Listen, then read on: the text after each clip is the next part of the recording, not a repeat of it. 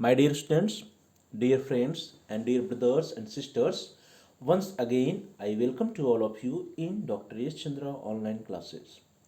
मेरे प्रिय विद्यार्थियों, प्यारे भाई और बहनों, प्यारे साथियों, प्यारे मित्रों, मैं आप सभी लोगों का एक बार फिर से doctor Yash Chandra online classes for education में स्वागत करता हूं। आप सभी का हार्दिक स्वागत है, हार्दिक अभिनंदन है। डियर स्टूडेंट्स, आज की क्लास में इस वीडियो के अंतर्गत we will discuss the most important topic, that is Macaulay's minutes. Macaulay का विवरण पत्र एक ऐसा टॉपिक है, एक ऐसा विषय है जो कि आपके एग्जामिनेशन पॉइंट ऑफ व्यू से बहुत ही इंपॉर्टेंट है, बहुत ही महत्वपूर्ण है। इसी के बारे में हम लोग चर्चा करेंगे आज की क्लास में इस वीडियो के अंतर्गत। इसके अलावा we will discuss about the downward filtration theory, जिसको अधोगामी निस्यंदन का सिद्धांत या अधोगामी छनाई का सिद्धांत या जिसे निम्नवत छन्नीकरण का सिद्धांत कहा जाता है, इसके बारे में भी हम लोग चर्चा करेंगे। तो एजुकेशन इन ब्रिटिश पीरियड और education in British era, that is British Bharat में शिक्षा प्रणाली के अंतर्गत या education system in British era या ब्रिटिश काल में शिक्षा पद्धति के अंतर्गत हम सभी लोग आज के क्लास में इस वीडियो के अंतर्गत डिस्कस करेंगे मैकाले के विवरण पत्र के बारे में, that is Macaulay's minutes as well as downward filtration theory या अधोगामी निस्यंदन का सिद्धांत या निम्नवत छन्नीकरण का सिद्धांत।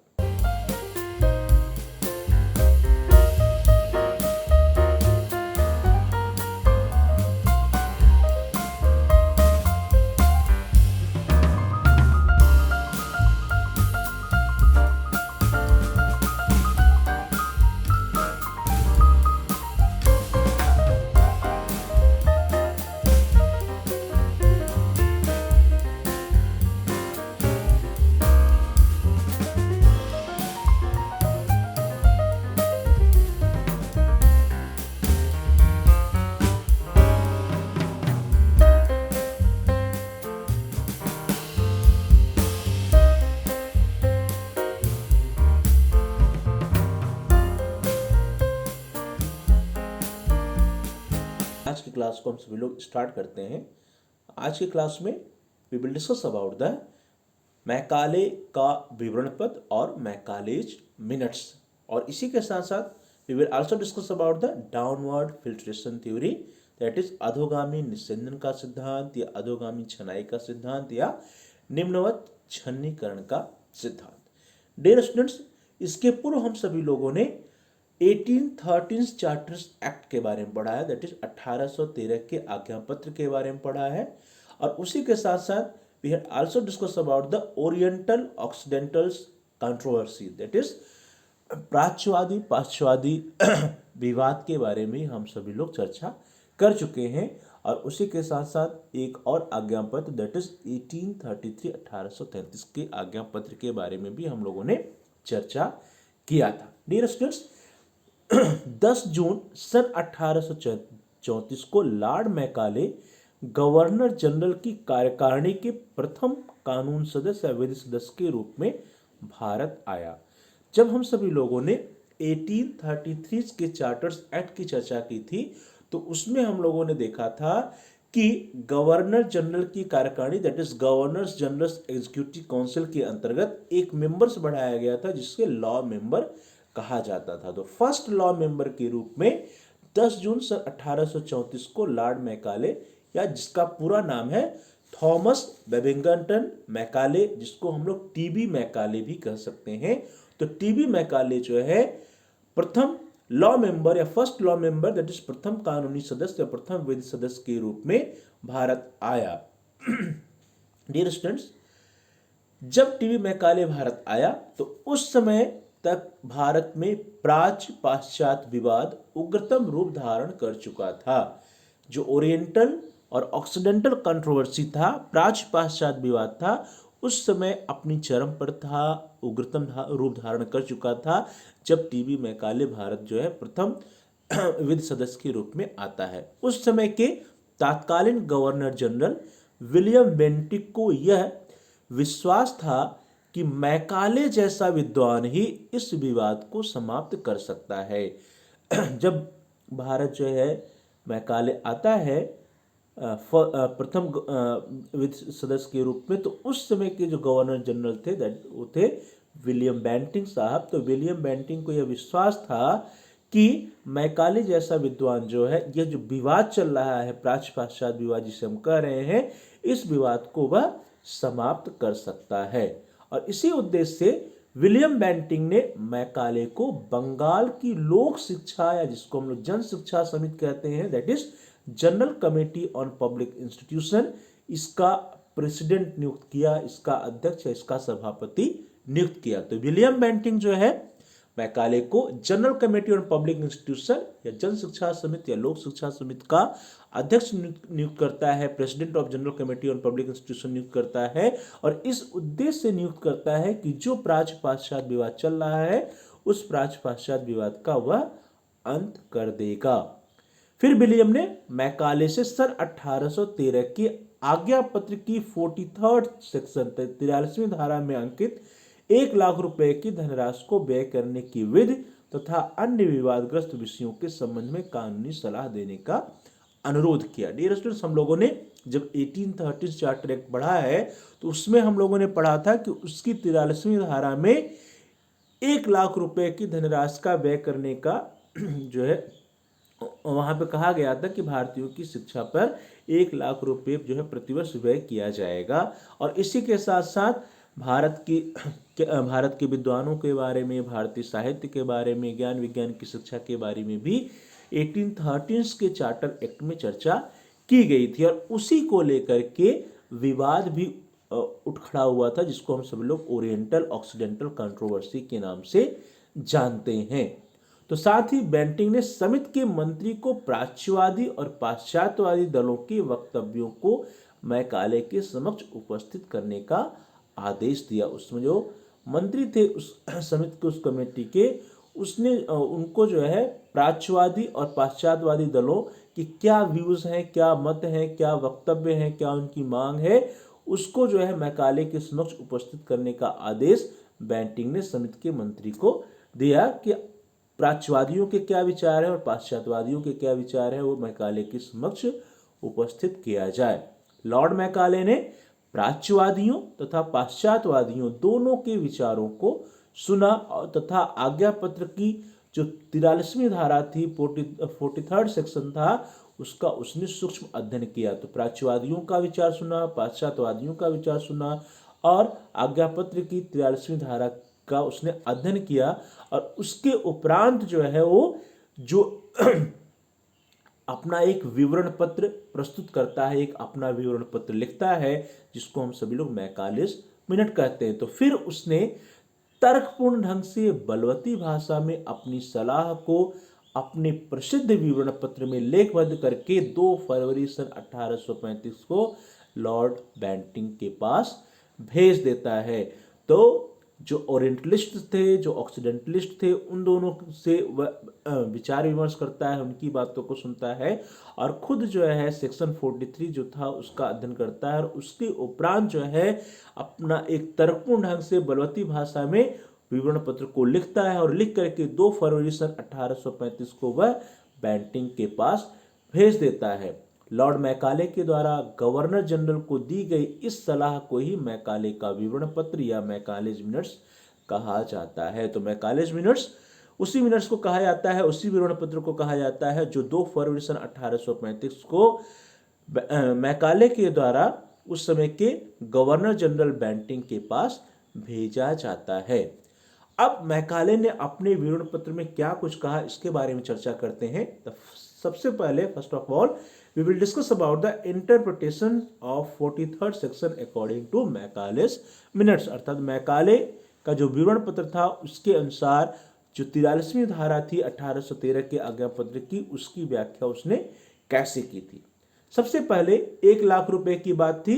तो उसने कहा कि 1 लाख रुपए की धनराशि शिक्षा के संवर्धन हेतु किस प्रकार व्यय करनी है, इस संबंध में जो गवर्नर जनरल है पूर्ण रूप से स्वतंत्र है। तो ध्यान दीजिए, साफ साफ स्पष्ट शब्दों में मैकाले कहता है कि जो 1 लाख रुपए की धनराशि का प्रावधान है उसको शिक्षा के संवर्धन हेतु किस प्रकार से व्यय करना है, कैसे उसको खर्च करना है, इसके संबंध में जो गवर्नर जनरल वो पूरी तरह से स्वतंत्र है। धनराशि व्यय करने के लिए सरकार पर किसी भी प्रकार का कोई भी प्रतिबंध नहीं है। वह इस धनराशि को अपनी इच्छानुसार किसी प्रकार भी व्यय कर सकता है। तो ध्यान दीजिए, सीधा सीधा 1 लाख रुपए की धनराशि का शिक्षा के संवर्धन हेतु व्यय करने के लिए उसने गवर्नर जनरल को कहा कि गवर्नर जनरल फ्री है, वह अपनी इच्छा किसी भी प्रकार इस धनराशि का व्यय कर सकता है। दूसरा शब्द था साहित्य को लेकर के, लिटरेचर को लेकर के। तो उसने कहा कि साहित्य शब्द से तात्पर्य केवल अरबी, फारसी तथा संस्कृत के साहित्य से ही नहीं है, अपितु इसके अलावा अंग्रेजी का जो साहित्य है या पाश्चात्य जो साहित्य है उसको भी इसमें सम्मिलित किया जाना चाहिए। तो मैकाले के अनुसार साहित्य शब्द से अभिप्राय अरबी, फारसी तथा संस्कृत के साहित्य के अलावा अंग्रेजी का साहित्य या पाश्चात्य साहित्य भी है।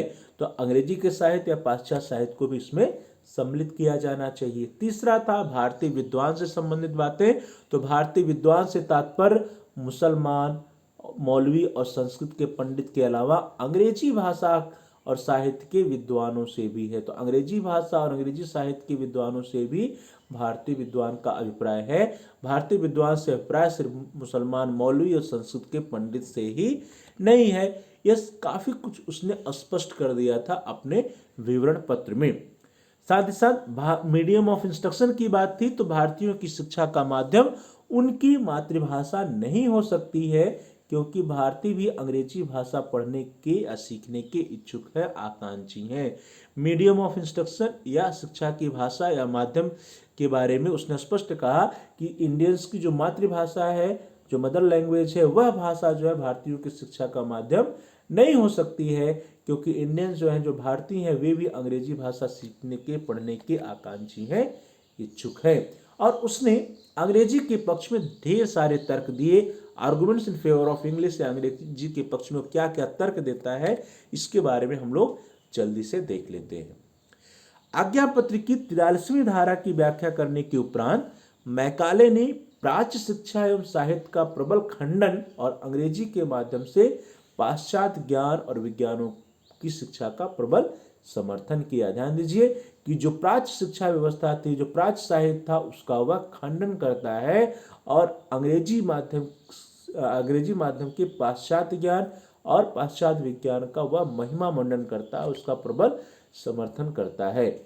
मैकाले ने भारतीय भाषाओं को अध्ययन के लिए पूर्णतया निरर्थक बताया और पूरी तरह से भारतीय भाषाओं को अध्ययन के लिए, स्टडी के लिए, शिक्षा के लिए निरर्थक बताते हुए वह कहता है कि भारत के निवासियों में प्रचलित देसी भाषाओं में साहित्यिक तथा वैज्ञानिक ज्ञान कोश का अभाव है। ध्यान दीजिए, देसी भाषाओं में साहित्यिक तथा वैज्ञानिक ज्ञान कोश का अभाव है और वे इतनी अविकसित हैं, इतनी गंवारू हैं कि जब तक उनको बाह्य भंडार से संपन्न नहीं किया जाएगा तब तक उनसे किसी भी महत्वपूर्ण पुस्तक का सरलता से अनुवाद न हो सकेगा। तो इस तरह से लॉर्ड मैकाले जो है अपने विवरण पत्र में भारतीय भाषाओं को, भारत की देसी भाषाओं को कहता है कि क्या है, यह अवैज्ञानिक है, ये असाहित्यिक है, ये गंवारू है, ये अविकसित हैं और ये ऐसी भाषाएं हैं कि जब तक इनको जो है बाह्य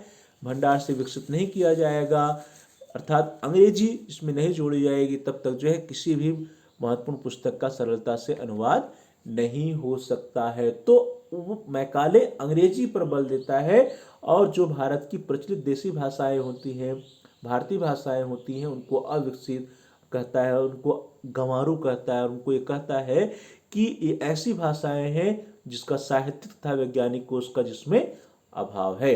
तो संस्कृत, अरबी तथा फारसी भाषा के साहित्य को वह गंवारू, निकृष्ट व वैज्ञानिक ज्ञान से विहीन बताता है। वह कहता है कि जो संस्कृत, अरबी तथा फारसी भाषा के जो लिटरेचर से हैं, जो साहित्य वो क्या है, वे गंवारू हैं, वे निकृष्ट हैं और वे वैज्ञानिक ज्ञान से विहीन है, उसमें किसी भी प्रकार का कोई वैज्ञानिक ज्ञान नहीं है, वो बहुत ही निम्नतर स्तर का है, वह पूरी तरह से गंवारू है।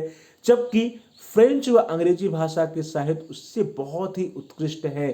फ्रेंच और अंग्रेजी भाषा के साहित्य की उत्कृष्टता का बखान करते हुए लॉर्ड मैकाले अपने विवरण पत्र में कहता है कि a single shelf of a good European library was worth the whole native literature of India and Arabia. तो ध्यान दीजिए क्या कह रहा है कि a single shelf of good European library, सिर्फ जो यूरोपियन लाइब्रेरी है, यूरोपीय पुस्तकालय है, उसकी एक अलमारी, a single shelf of good European अलमारी, good European library was worth the whole native literature of India and Arabia.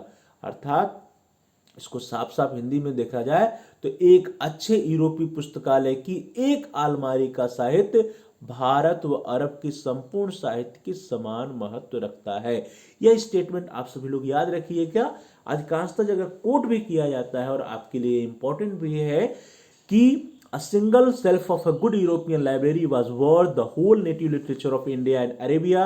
अर्थात एक अच्छे यूरोपीय पुस्तकालय की एक अलमारी का साहित्य, ध्यान दीजिए, मात्र एक अलमारी का साहित्य भारत व अरब के संपूर्ण साहित्य की समान महत्व रखता है, ऐसा मानना था लॉर्ड मैकाले का। लॉर्ड मैकाले भारतीय जो साहित्य है, भारत और अरब के जो संपूर्ण साहित्य है, उसको निकृष्ट बताते हुए कहता है कि एक अच्छी यूरोपीय पुस्तकालय की जो एक अलमारी का, मात्र एक अलमारी का जो साहित्य है, वह भारत और अरब के संपूर्ण साहित्य के समान महत्व रखता है।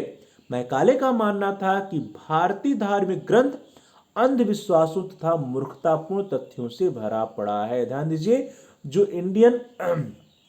भारतीय धार्मिक ग्रंथ है या हमारे जो रिलीजियस लिटरेचर्स हैं, वे क्या हैं, वे पूरी तरह से अंधविश्वासों से भरे पड़े हुए हैं, मूर्खतापूर्ण तथ्यों से भरे पड़े हुए हैं, और साथ ही साथ जो विषय पढ़ाए जाते हैं जैसे भूगोल, इतिहास, चिकित्सा शास्त्र तथा ज्योतिष जैसे अन्य विषय, वे सभी क्या है, वे सभी भी हास्यास्पद हैं। जबकि इसकी तुलना में अंग्रेजी भाषा या पाश्चात्य भाषाओं में सर्वोपरि है। तो अंग्रेजी भाषा का वो महिमा मंडन करता है, कहता है कि अंग्रेजी भाषा जो है समस्त पाश्चात्य भाषाओं में सर्वोपरि है, जबकि भारतीय धार्मिक ग्रंथ या भारतीय भाषाओं के जो साहित्य हैं वे सभी क्या हैं, वे निकृष्ट हैं। भारतीय धार्मिक ग्रंथ अंधविश्वासों तथा मूर्खतापूर्ण तथ्यों से भरे हैं, और जो विषय है जैसे भूगोल, इतिहास, चिकित्सा शास्त्र, ज्योतिष, ये सभी क्या है, ये सभी भी हास्यास्पद हैं।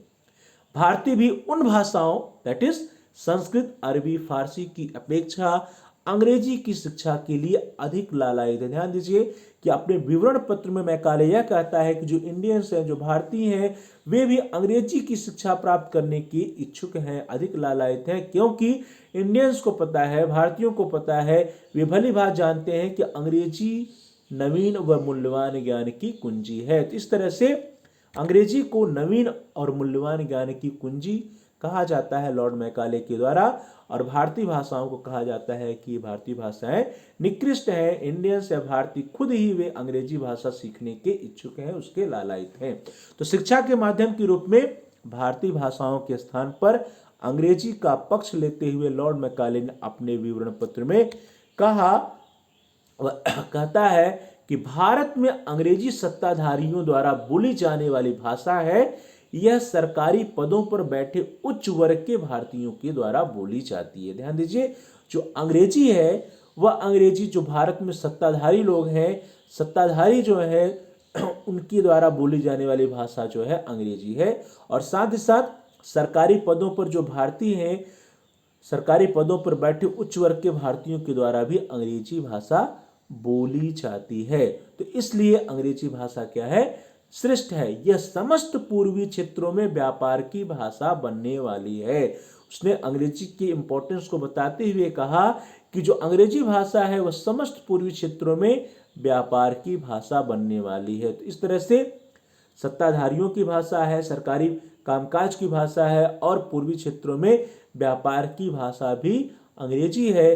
अंग्रेजी भाषा हमारी प्रजा के लिए सर्वाधिक उपयोगी है, और यह सब कारण बताते हुए मैकाले कहता है कि जो इंग्लिश लैंग्वेज है, अंग्रेजी भाषा है, वह भारतीय प्रजा के लिए सर्वाधिक उपयोगी है, इसलिए भारतीयों को अंग्रेजी की शिक्षा दी जानी चाहिए। In India English is the language spoken by the ruling class. देखिए, रूलिंग क्लास की बात करता है, कहता है कि जो सत्ताधारी है उन सत्ताधारियों के द्वारा जो भाषा बोली जाती है वह कौन सी भाषा है? अंग्रेजी है। It is spoken by the higher class of natives, अर्थात उच्च वर्गीय भारतीयों के द्वारा जो गवर्नमेंट की जॉब में है उनके द्वारा भी अंग्रेजी बोली जाती है। It is spoken by the higher class of natives at the seats of government. It is likely to become the language of commerce throughout the seas of the East. यह जो है पूर्वी क्षेत्र में व्यापार की भाषा, कॉमर्स की भाषा भी बनने जा रही है। साथ ही साथ the English tongue is that which would be the most useful to our native subjects. जो नेटिव सब्जेक्ट्स हैं अर्थात जो भारतीय प्रजा है, उन भारतीय प्रजा के लिए सर्वाधिक उपयोगी भाषा अंग्रेजी ही है। इसलिए अंग्रेजी शिक्षा पर बल दिया जाना चाहिए, अंग्रेजी की शिक्षा भारतीयों को दी जानी चाहिए। उसने कहा कि भारतवासियों को अंग्रेजी का एक अच्छा विद्वान बनाया जा सकता है और हमारे प्रयास इसी दिशा में होने चाहिए। तो मैकाले के अनुसार जो इंडियंस हैं, जो भारतीय हैं, उनको अंग्रेजी का एक अच्छा विद्वान बनाया जा सकता है, एक अच्छा स्कॉलर बनाया जा सकता है और शिक्षा का प्रयास या हमारे सरकार का प्रयास, कंपनी का प्रयास इसी दिशा में होना चाहिए, अर्थात भारतीयों को अंग्रेजी का एक अच्छा विद्वान, एक गुड स्कॉलर बनाने का प्रयास किया जाना चाहिए।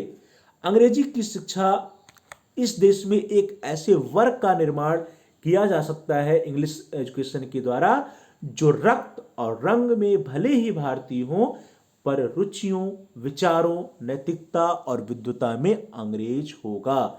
डियर स्टूडेंट्स, यह जो स्टेटमेंट है यह भी स्टेटमेंट बहुत ही महत्वपूर्ण है, बहुत ही इंपॉर्टेंट है। अधिकांशतः आपके कॉम्पिटिटिव एग्जाम में पूछा जाता है, इसलिए इसको याद रखिएगा कि मैकाले ने कहा कि अंग्रेजी शिक्षा के द्वारा इस देश में एक ऐसे वर्ग का निर्माण किया जा सकता है जो रक्त और रंग में भले ही भारतीय हो परंतु वह रुचियों, विचारों, नैतिकता और विद्वता में क्या होगा? वह अंग्रेज होगा। It is possible through English education to bring about a class of persons Indian in blood and color, but English in tastes, English in opinions, English in morals and English in intellect. Dear students, Macaulay स्पष्ट शब्दों में कहता है कि यदि भारतीयों को अंग्रेजी की शिक्षा प्रदान की जाएगी तो इस अंग्रेजी शिक्षा के द्वारा हम भारत में एक ऐसे वर्ग का निर्माण कर सकते हैं जो रक्त और रंग में भले ही भारतीय हो पर रुचियों, विचारों, नैतिकता और विद्वता में क्या होगा? अंग्रेज होगा। It is possible through English education to bring about a class of persons Indian in blood and colour but English in taste, in opinions, in morals and in intellects. तो डियर स्टूडेंट्स, इस statement को भी आप हमेशा याद रखिएगा क्योंकि यह भी एक महत्वपूर्ण स्टेटमेंट है। यह कोट भी किया जाता है और साथ ही साथ आपके एग्जाम में पूछे भी जा सकते हैं। उपयुक्त तर्कों के आधार पर मैकाले ने यह व्यक्त किया कि प्राच्य शिक्षा की संस्थाओं पर धन व्यय करना मूर्खता है और इसको बंद कर दिया जाना चाहिए। तो धीरे धीरे एकदम स्पष्ट रूप से लॉर्ड मैकाले अपने विवरण पत्र में मैकालेज मिनट्स के अंतर्गत वो कहता है कि जो प्राच्य शिक्षा संस्थाएं हैं उन पर किसी प्रकार का कोई भी धन व्यय नहीं किया जाना चाहिए। उस पर धन व्यय करना क्या है? मूर्खता है और इनको बंद कर दिया जाना चाहिए। जो धन है वो किस पर व्यय किया जाना चाहिए? अंग्रेजी शिक्षा पर व्यय किया जाना चाहिए। तो इनके स्थान पर अंग्रेजी भाषा के माध्यम से शिक्षा प्रदान करने के लिए संस्थाओं का सृजन किया जाना चाहिए। तो वह मैकाले प्राच्य शिक्षा संस्थाओं को बंद करने की बात करता है और अंग्रेजी शिक्षा संस्थाओं का सृजन करने की बात अपने विवरण पत्र में करता है। अंग्रेजी भाषा का यशगान और समर्थन करते हुए मैकाले ने कहा कि जो अंग्रेजी भाषा है, जो इंग्लिश लैंग्वेज है, वह समस्त पश्चिम की भाषाओं में सर्वोपरि है, सबसे बेस्ट भाषा है पश्चिम की भाषाओं में। और साथ ही साथ जो व्यक्ति अंग्रेजी भाषा जानता है वह उस विशाल ज्ञान भंडार को सुगमता से प्राप्त कर लेता है जिसकी विश्व के सबसे बुद्धिमान जातियों ने रचना की है। ध्यान दीजिए, इंग्लिश की इंपॉर्टेंस को बताते हुए अंग्रेजी भाषा का यशगान करते हुए, उसका समर्थन करते हुए कहता है कि अंग्रेजी भाषा पश्चिम की समस्त भाषाओं में सर्वोपरि है। और यहाँ तक वह कहता है कि जो व्यक्ति अंग्रेजी भाषा जानता है वह उस विशाल ज्ञान भंडार को सुगमता से प्राप्त कर सकता है, वह प्राप्त कर लेता है जिसकी विश्व की सबसे बुद्धिमान जातियों ने रचना की है। English stand pre-eminent even among the language of the West. West की जितनी भी लैंग्वेज है उन सभी लैंग्वेज में अंग्रेजी क्या है, वह प्री एमिनेंट है। Whoever knows the English language has ready to access all the vast intellectual wealth which all the wisest nations of the earth have created। तो इस पृथ्वी के, इस संसार के वाइजेस्ट नेशन के द्वारा जिसका जो है जिस ज्ञान का आविष्कार, जिस ज्ञान के भंडार का जो है निर्माण किया गया है, उस विशाल ज्ञान भंडार को सुगमता से वह व्यक्ति प्राप्त कर सकता है जिसको अंग्रेजी भाषा का ज्ञान है। तो विश्व की सबसे बुद्धिमान जातियों के द्वारा रचित ज्ञान के भंडार को वह व्यक्ति प्राप्त कर सकता है जो व्यक्ति अंग्रेजी भाषा जानता है, ऐसा मानना था मैकाले का।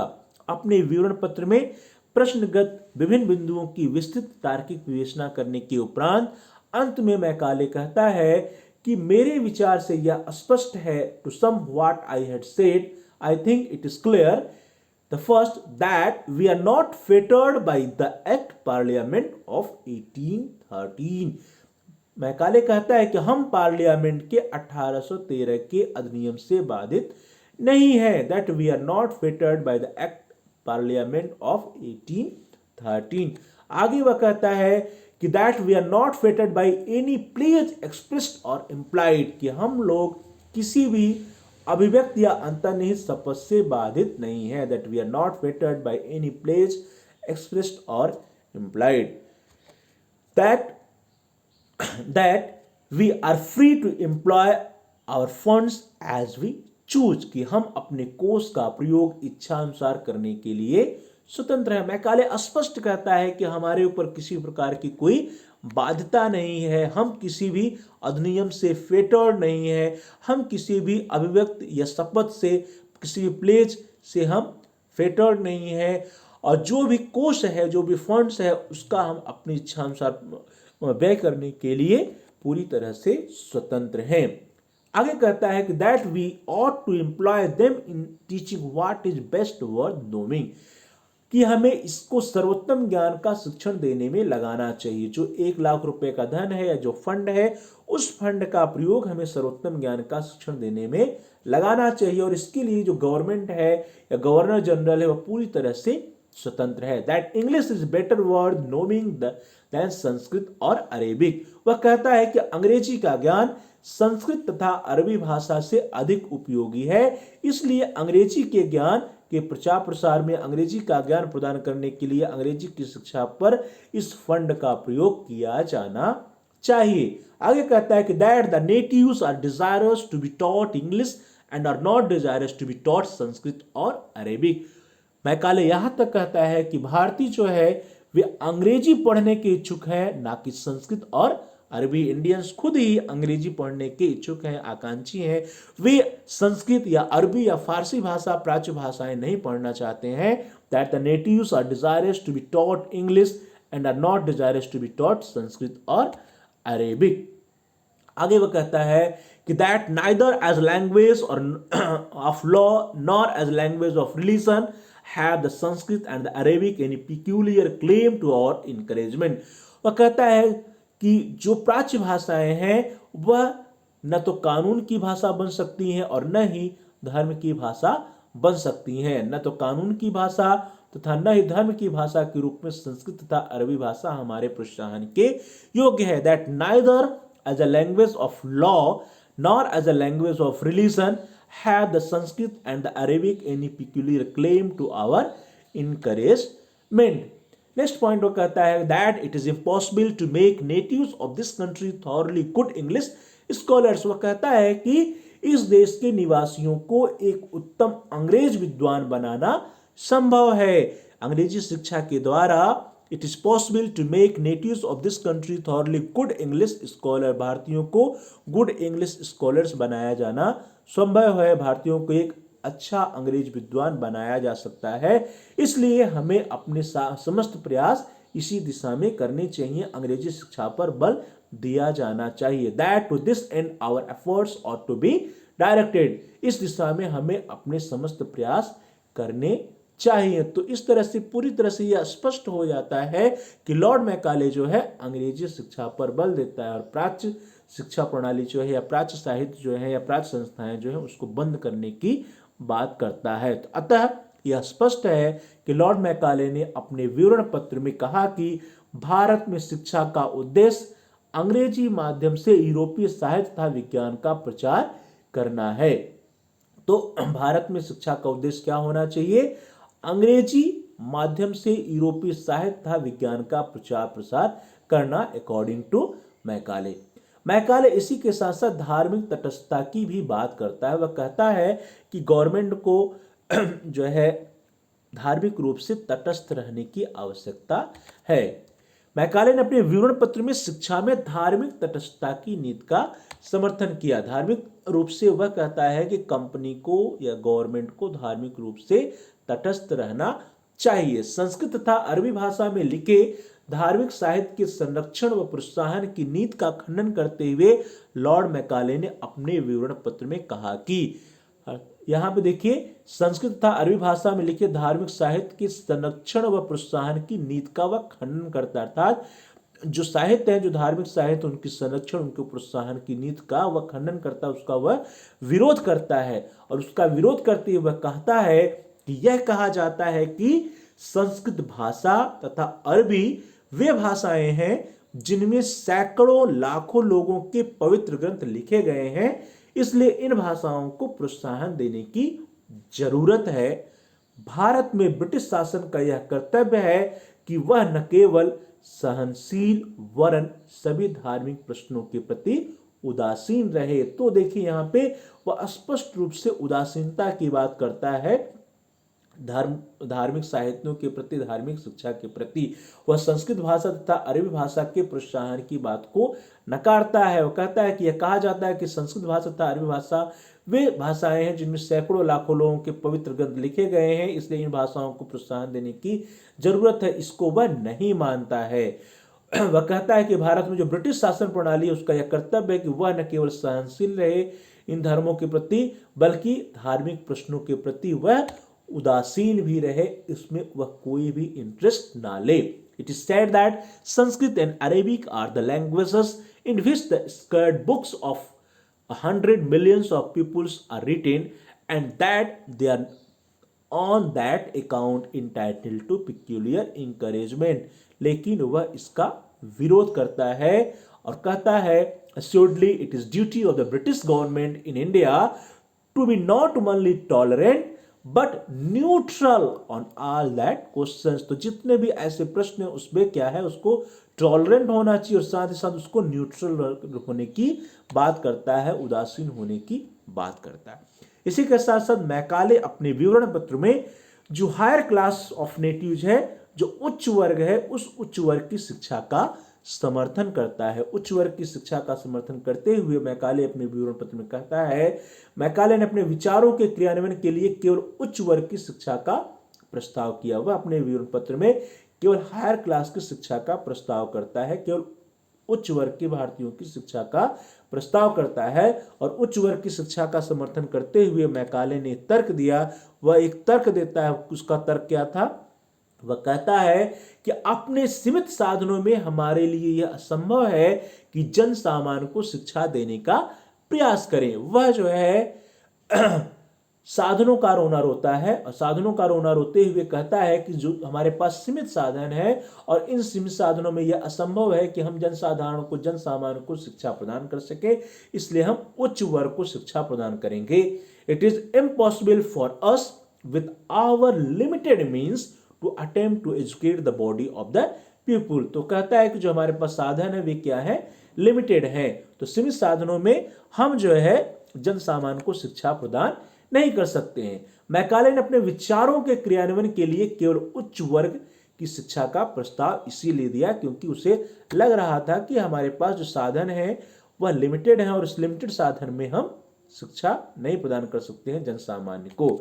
तो कहता है कि वर्तमान में हमें अपने प्रयास एक ऐसे वर्ग को बनाने में करना चाहिए जो हमारे तथा हमारे द्वारा शासित लाखों लोगों के बीच दुभाषिए का काम करे। तो ध्यान दीजिए, वह दुभाषीय पर बल देता है। वह कहता है कि हमें एक ऐसे वर्ग को बनाने की आवश्यकता है, एक ऐसे क्लास को बनाने की आवश्यकता है जो अंग्रेजों के बीच में और साथ साथ जो लाखों लोग हैं जिनके ऊपर अंग्रेज शासन कर रहे हैं उनके बीच में वह मीडिएटर का काम कर सके, दुभाषीय का काम कर सके। तो वह कहता है कि जो रंग व रूप में भारतीय हो परंतु रुचि और विचार आदर्श तथा बुद्धि में अंग्रेज हो, ऐसे एक वर्ग को उत्पन्न करने की, एक ऐसे वर्ग को विकसित करने की, एक ऐसे वर्ग को बनाने की हमें आवश्यकता है जो भारतीय तो हो लेकिन वे सिर्फ रंग और रूप में भारतीय हो, लेकिन उनकी विचारधारा, उनकी रुचि, उनके आदर्श, उनकी बुद्धि जो है वो सभी क्या हो,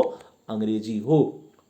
We must at present do our best to form a class who may be interpreters between us and the billions whom we govern। तो क्या कहता है कि हमको इंटरप्रेटर्स बनाने की आवश्यकता है। इंटरप्रेटर्स किसके बीच में, गवर्नमेंट के बीच में और साथ ही साथ जो जिसके ऊपर वे गवर्न कर रहे हैं उनके बीच में। We must at present do our best to form a class, एक ऐसे वर्ग को बनाने की आवश्यकता है who may be interpreters between us अर्थात government and the millions whom we govern, जिसके ऊपर वे शासन कर रहे हैं उनके और सरकार के बीच में इंटरप्रेटर्स का काम कर सके, एक ऐसे वर्ग की बनाने की आवश्यकता है। A class of persons Indian in blood and colour but English in taste, in opinions, in morals and in intellect. इस वर्ग पर हम देशी भाषाओं को परिष्कृत करने तथा पाश्चात्य शब्दावली के वैज्ञानिक पदों से संबंधित करने एवं विशाल जनसंख्या तथा ज्ञान पहुंचाने का कार्य छोड़ देंगे। मैकाले कहता है कि हम एक उच्च वर्ग को शिक्षा प्रदान करेंगे और उच्च वर्ग जो बनेगा वह जो है हमारे और लोगों के बीच में इंटरप्रेटर्स का काम करेगा और इसी वर्ग पर हम जो देसी भाषाएं हैं, जो प्राच्य भाषाएं हैं, उनको परिष्कृत करने का काम छोड़ देंगे। पाश्चात्य शब्दावली के वैज्ञानिक पदों से उसको संबंधित करने का काम हम इसी वर्ग को देंगे और साथ ही साथ जो विशाल जनसंख्या है उस विशाल जनसंख्या तक ज्ञान पहुंचाने का कार्य भी हम इसी वर्ग को देंगे। इसी वर्ग के द्वारा हम विशाल जनसंख्या तक ज्ञान पहुंचा सकते हैं। To that class we may leave it to refine the vernacular dialects to the country, to enrich those dialects with the terms of science borrowed from the western nomenclature। तो जो वर्नाकुलर डायलेक्ट्स है उसके refinement का काम और साथ ही साथ उसमें जो है साइंस को जोड़ने, वेस्टर्न साइंस या वेस्टर्न नॉमेनक्लेचर्स को जोड़ने का कार्य इसी क्लास के ऊपर, इसी वर्ग के ऊपर छोड़ दिया जाएगा।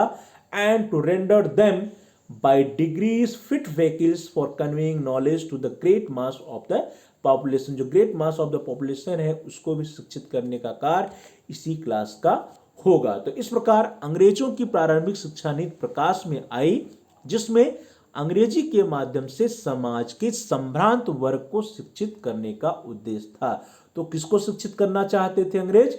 संभ्रांत वर्ग को। किस माध्यम से या किस शिक्षा प्रणाली से?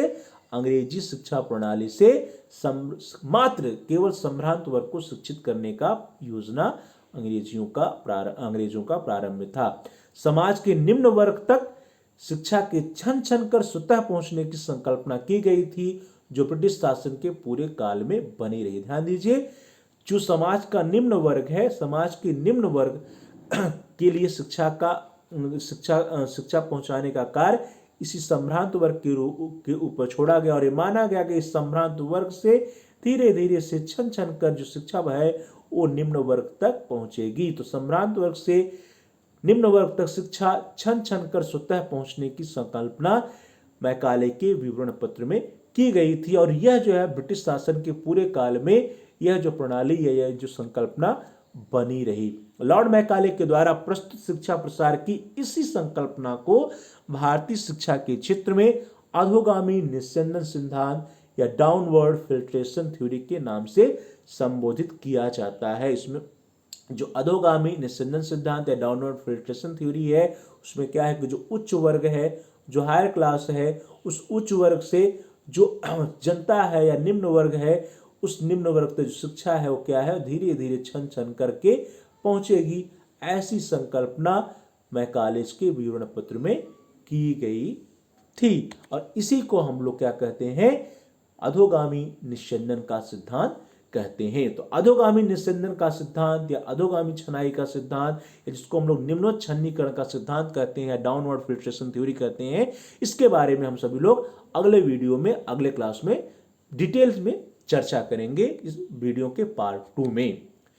अब जल्दी से हम लोग जो मैकाले का विवरण पत्र था उसका सारांश देख लेते हैं, उसको समराइज कर लेते हैं। द फर्स्ट वन इज, जो साहित्य शब्द था, साहित्य शब्द की व्याख्या करते हुए मैकाले ने स्पष्ट रूप से साहित्य शब्द की व्याख्या अंग्रेजी साहित्य के रूप में की, अर्थात उसके हिसाब से जो साहित्य है वो कौन सा साहित्य है, अंग्रेजी साहित्य है। उसका कहना था कि प्राचीन भाषाओं के जो साहित्य हैं जैसे संस्कृत, अरबी और फारसी के साहित्य, उनको बनाए रखने से नवीन ज्ञान में बाधा उत्पन्न होगी, इसलिए जो धनराशि है उस धनराशि का व्यय अंग्रेजी साहित्य के ऊपर किया जाना चाहिए। भारतीय विद्वानों की बात करते हुए, भारतीय विद्वान की व्याख्या करते हुए मैकाले ने कहा कि भारतीय विद्वान में उन व्यक्तियों को शामिल किया जाना चाहिए जो अंग्रेजी साहित्य को जानते हैं, जैसे मिल्टन को जानने वाले विद्वान को सम्मिलित किया जाना चाहिए, शेक्सपियर को जानने वाले विद्वान को सम्मिलित किया जाना चाहिए, जो पाश्चात्य दर्शन जैसे लॉक के दर्शन को जानते हैं उनको सम्मिलित किया जाना चाहिए, जो पाश्चात्य विज्ञान को जानते हैं, न्यूटन की खोज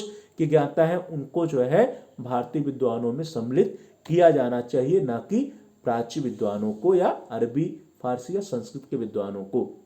धनराशि की व्यय की व्याख्या करते हुए वे कहता है कि 1 लाख रुपए के व्यय पर उसने कंपनी को कहा कि कंपनी पूरी तरह से स्वतंत्र है, जो गवर्नर है, जो सरकार है, कंपनी है, वह स्वतंत्र है, उसकी अपनी इच्छा जो है वो इच्छा सर्वोपरि है, वह अपनी इच्छा अनुसार इस धन का व्यय कर सकता है, उसके ऊपर किसी भी प्रकार का कोई बाध्यता नहीं है। कंपनी जिस मत पर जितना भी धन व्यय करना चाहे वह कर सकती है। और इसी के साथ साथ मीडियम ऑफ इंस्ट्रक्शन या शिक्षा के माध्यम की बात करते हुए मैकाले अपने विवरण पत्र में कहता है, वह कड़े शब्दों में कहता है कि शिक्षा का माध्यम सिर्फ और सिर्फ अंग्रेजी हो सकता है। शिक्षा के माध्यम के रूप में वह अंग्रेजी की वकालत करता है और वह कहता है कि जो भारतीय हैं, जो इंडियंस हैं, वे भी अंग्रेजी सीखने के इच्छुक हैं। विज्ञान विषय की व्याख्या करते हुए मैकाले कहता है कि विज्ञान के अंतर्गत पाश्चात्य शिक्षा पद्धति के अंतर्गत पढ़ाए जाने वाले विज्ञान को सम्मिलित किया जाना चाहिए। तो पाश्चात्य शिक्षा के अंतर्गत पढ़ाए जाने वाले विज्ञान को सम्मिलित करने की बात वह अपने विवरण पत्र में कहता है और साथ ही साथ अंग्रेजी का पक्ष लेता है, अंग्रेजी भाषा का पक्ष लेता है। मैकाले अंग्रेजी शिक्षा का घोर प्रशंसक था तथा प्राच्य शिक्षा व संस्कृत का वह मजाक उड़ाता है, उसका वह उपहास उड़ाता है और अंग्रेजी शिक्षा का महिमा मंडन करता है, अंग्रेजी भाषा का महिमा मंडन करता है। मैकाले के अनुसार अंग्रेजी आधुनिक ज्ञान की कुंजी है, अंग्रेजी पश्चिम भाषाओं में सर्वश्रेष्ठ है। तो चूंकि अंग्रेजी आधुनिक ज्ञान की कुंजी है, अंग्रेजी पश्चिमी भाषाओं में सर्वश्रेष्ठ है, इसलिए अंग्रेजी भाषा पर बल दिए जाने की आवश्यकता है। इस तरह से हम सभी लोगों ने आज की क्लास में इस वीडियो के अंतर्गत बहुत ही महत्वपूर्ण topic, most important topic Macaulay's minutes या मैकाले के विवरण पत्र के बारे में चर्चा किया। अगली क्लास में, नेक्स्ट वीडियो में हम सभी लोग डिटेल में जो डाउनवर्ड फिल्ट्रेशन थ्योरी है, जिसको हम लोग जो अधोगामी निस्यंदन का सिद्धांत कहते हैं, इसके बारे में चर्चा करेंगे। तो thanks for watching, thanks to all of you. Please like, share and comment on the video. प्यारे भाई और बहनों, प्रिय विद्यार्थियों, प्रिय साथियों, आप इस वीडियो को लाइक करिए और इस वीडियो को अपने दोस्तों में, फ्रेंड सर्किल में, मित्रों के साथ, सहपाठियों के साथ अधिक से अधिक शेयर कीजिए, जिससे कि वे भी इस वीडियो का लाभ उठा सकें और उनका भी अध्ययन कार्य सुचारू रूप से आगे बढ़ सके। इसलिए आप उनके साथ शेयर कीजिए और आप कमेंट्स भी कर सकते हैं वीडियो पे। कमेंट्स के द्वारा यदि आपका कोई बहुमूल्य सुझाव है या कोई प्रश्न है या कोई समस्या है तो उसको आप हम तक पहुंचा सकते हैं। हम आपके प्रश्नों का उत्तर देने का प्रयास करेंगे, आपकी समस्याओं का समाधान करने का प्रयास करेंगे और साथ ही साथ जो भी आपके वैल्यूएबल सजेशंस होंगे उन सुझावों पर हम अनुपालन भी करने का प्रयास करेंगे। तो please like, share and comment on the video, also subscribe the channel. आप सभी प्यारे भाई और बहनों में से, प्रिय विद्यार्थियों में से, प्रिय साथियों में से जिन लोगों ने अभी तक चैनल को सब्सक्राइब नहीं किया है, कृपया आप चैनल को सब्सक्राइब कर लीजिए, जिससे कि आप प्लेलिस्ट में जाकर के अपने कोर्स से रिलेटेड सभी एजुकेशनल वीडियोस को आसानी से देख पाएं, आसानी से सर्च कर पाएं, आसानी से ढूंढ पाएं। इसके लिए जरूरी है कि आप चैनल को सब्सक्राइब कर लीजिए और साथ ही साथ जहां पर सब्सक्राइब लिखा है उसके बगल में एक बेल का आइकन है, घंटी का आकार बना हुआ है, उसको प्रेस करिए। उसको दबाने पर कुछ ऑप्शंस आते हैं, उसमें से आप ऑल के ऑप्शन को सिलेक्ट कर लीजिए। इससे यह होगा कि आपके कोर्स से रिलेटेड जितने भी नए एजुकेशनल वीडियोस आएंगी उसकी नोटिफिकेशन, उसकी सूचना, उसकी इंफॉर्मेशन आपको समय से मिल जाएगी और आपका कोई भी वीडियो मिस नहीं होगा। तो प्यारे भाई और बहनों, प्रिय विद्यार्थियों और प्रिय साथियों, please like, share and comment on the video. Also subscribe the channel and press the bell icon all. आप सभी लोगों का बहुत बहुत धन्यवाद। जल्द ही मिलते हैं अगले वीडियो में, इस वीडियो के पार्ट 2 में, जिसमें हम सभी लोग डिस्कस करेंगे अधोगामी निस्संदन का सिद्धांत या डाउनवर्ड फिल्ट्रेशन थ्योरी। तब तक के लिए आप सभी लोगों का बहुत बहुत धन्यवाद।